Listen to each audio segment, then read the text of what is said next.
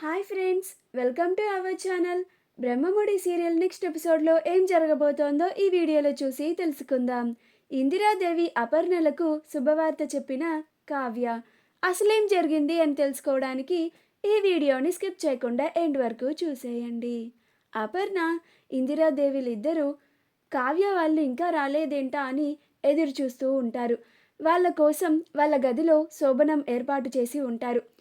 ఎంతసేపు చూసినా ఇంకా రావట్లేదేంటి అత్తయ్య గారు, నేను ఒకసారి రాజ్కి కాల్ చేస్తాను అని అపర్ణ అంటుంది. అప్పుడు ఇందిరాదేవి, వద్దపర్ణ, వయసులో ఉన్నవాళ్ళు సరదాగా బయటికి వెళ్ళినప్పుడు తినగానే వెంటనే ఇంటికి వచ్చేస్తారా ఏంటి? సరదాగా గడిపి నిదానంగా వస్తారులే, వాళ్ళు వచ్చేదాకా ఆగుదాం అని అంటుంది. అప్పుడు అపర్ణ, అవునత్తయ్య, అది నిజమే. కానీ ఇన్నాళ్ళు నేను కావ్యకి అన్యాయం చేశాను. కావ్యకి ఒక అత్తలాగా కూడా ప్రవర్తించలేదు. తనని ఎన్నో మాటలు అన్నాను అని బాధపడుతూ ఉంటుంది. అప్పుడు ఇందిరాదేవి, ఇప్పుడు ఒక అత్తలాగా ఉంటున్నావుగా, నీ తప్పుని నువ్వు తెలుసుకున్నావుగా, అదే చాలు. కావ్య చాలా సంతోషిస్తుంది. ఇక కావ్యకి ఎలాంటి బాధ లేదు. రాజ్ కూడా కావ్యకి తన మనసులో ఉన్న మాటని చెప్పేసి వాళ్ళిద్దరొక్కటైపోతే అంతే చాలు అని అంటుంది. అప్పుడు అపర్ణ, అవును అత్తయ్య, ఆ శుభవార్త కూడా మనకి తెలిస్తే నాకు చాలా ఆనందంగా ఉంటుంది. కావ్య జీవితం పండిపోతుంది అని అంటుంది. అలా ఇద్దరూ మాట్లాడుకుంటూ కావ్యరాజుల కోసం ఎదురు చూస్తూ ఉంటారు. అప్పుడు అపర్ణ, అత్తయ్య గారు, మీరు వెళ్ళి పడుకోండి, వాళ్ళు వచ్చేసరికి లేట్ అయ్యేలాగుంది. వాళ్ళు వచ్చేదాకా నేను ఇక్కడే ఉండి వెయిట్ చేస్తూ ఉంటాను. మళ్ళీ లేటుగా పడుకుంటే మీకు ఆరోగ్యం రేపు ఉదయానికల్లా పాడవుతుంది కదా అని అంటుంది. అప్పుడు ఇందిరాదేవి, ఒక్కరోజు నిద్రపోకపోతే ఏం కాదులే అపర్ణ, ఏం పర్లేదు, రాజు వాళ్ళు వచ్చేదాకే వెయిట్ చేద్దాం అని అంటుంది. అప్పుడు అపర్ణ సరే అని చెప్పి సైలెంట్గా ఊరుకుంటుంది. అలా ఇద్దరు రాజ్ కావ్యల కోసం ఎదురు చూస్తూ ఉంటారు. ఎంతసేపు అయినా కానీ రాజ్ కావ్యలు ఇంటికి రారు. ఇంకా సోఫాలోనే ఇందిరాదేవి అపర్ణలు కూర్చొని నిద్రపోతూ ఉంటారు.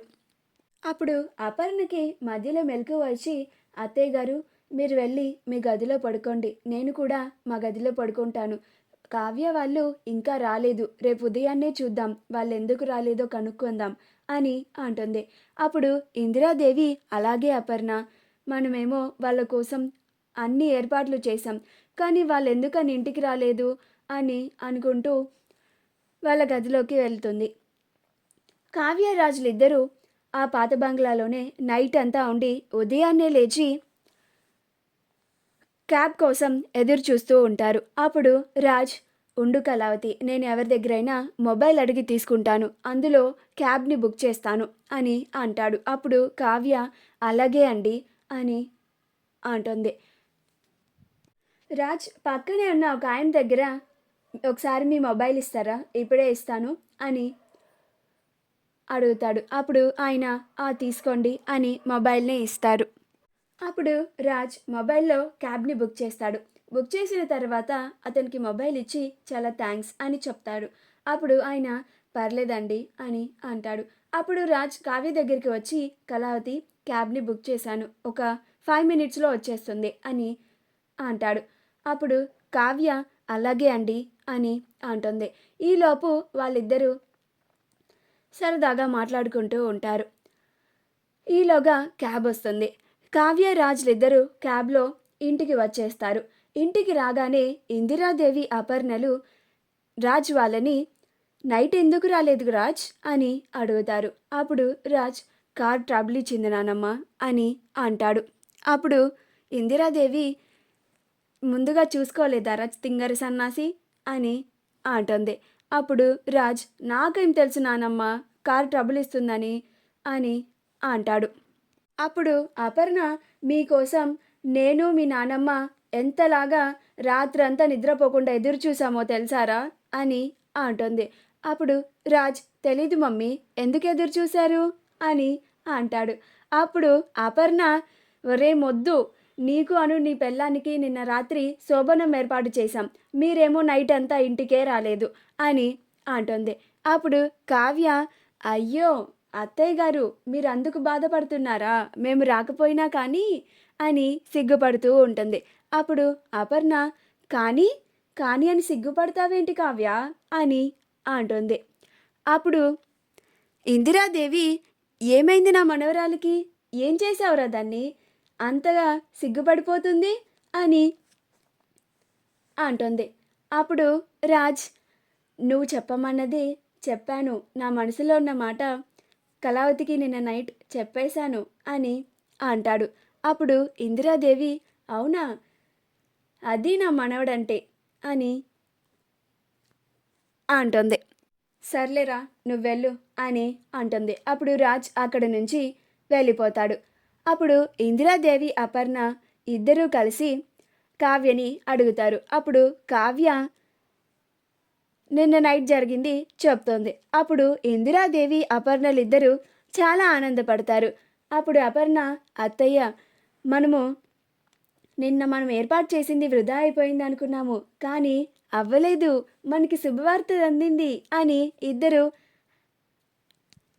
హైఫై ఇచ్చుకొని చాలా ఆనందపడుతూ ఉంటారు.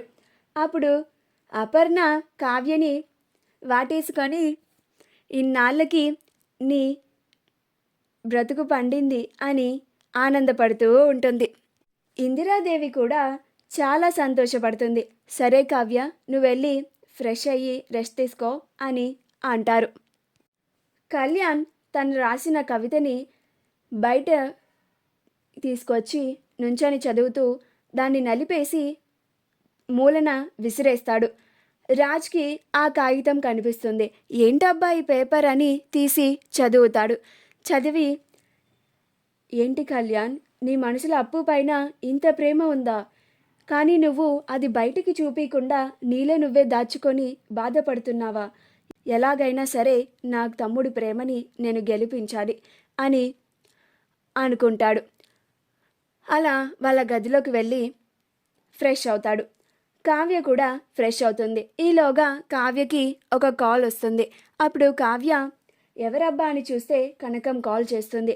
కనకం కావ్యతో మన అప్పుకి మంచి సంబంధం వచ్చింది కావ్య, ఇవాళే పెళ్లి చూపులు, నువ్వు అల్లుడు గారు తప్పకుండా రావాలి అని పిలుస్తుంది. అప్పుడు కావ్య అవునా అమ్మ, చాలా మంచి శుభవార్త చెప్పావు, నేను ఆయన వెంటనే వస్తాము అని అంటుంది.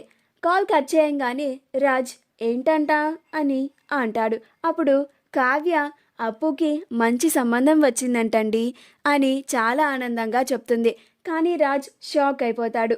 మా వీడియో కనుక మీకు నచ్చినట్లయితే లైక్ చేయండి, షేర్ చేయండి, మా ఛానల్ని సబ్స్క్రైబ్ చేసుకోండి, పక్కనే ఉన్న బెల్ ఐకాన్ని క్లిక్ చేయడం మాత్రం మర్చిపోకండి.